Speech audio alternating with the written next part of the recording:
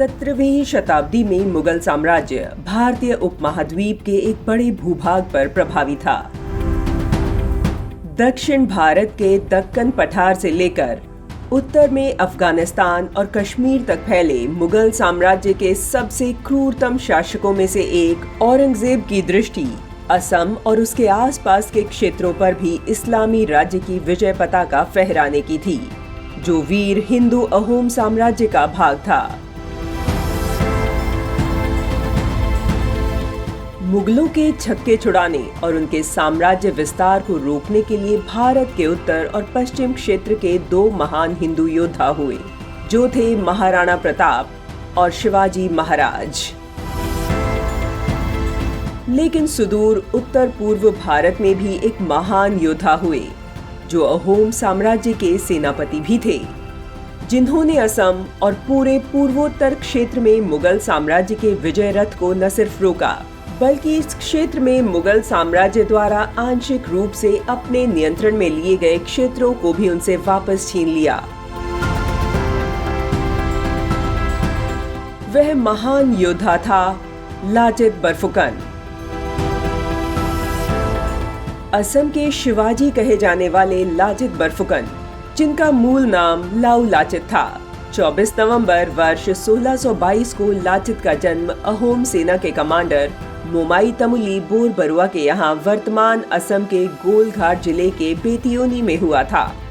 बरफुकन उनकी उपाधि थी, जिसे अहोम साम्राज्य के बरफुकन के रूप में नियुक्त होने के बाद उनके उपनाम के रूप में जोड़ दिया गया था। ब्रह्मपुत्र नद के तट पर वर्ष 1671 में हुए सराई घाट के युद्ध में लाचित बरफुकन ने सेना का नेतृत्व किया था, जिससे मुगल सेना का असम पर कब्जा करने का प्रयास विफल हो गया था।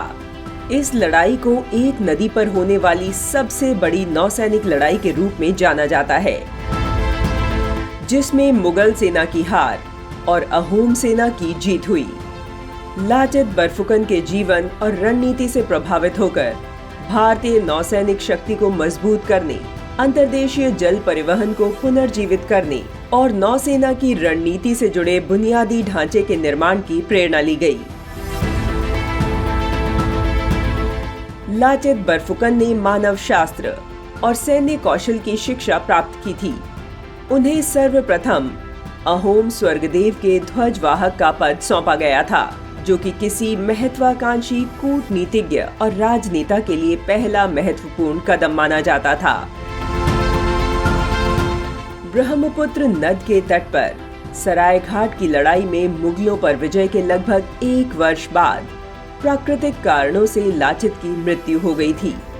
जोराहाट से 16 किलोमीटर की दूरी पर स्थित लाचित मैदान में लाचित के अंतिम अवशेष आज भी संरक्षित हैं, जिसे वर्ष 1672 में स्वर्गदेव उदयादित्य चक्रध्वज सिंघा द्वारा हुलुंगपारा में निर्मित कराया गया था।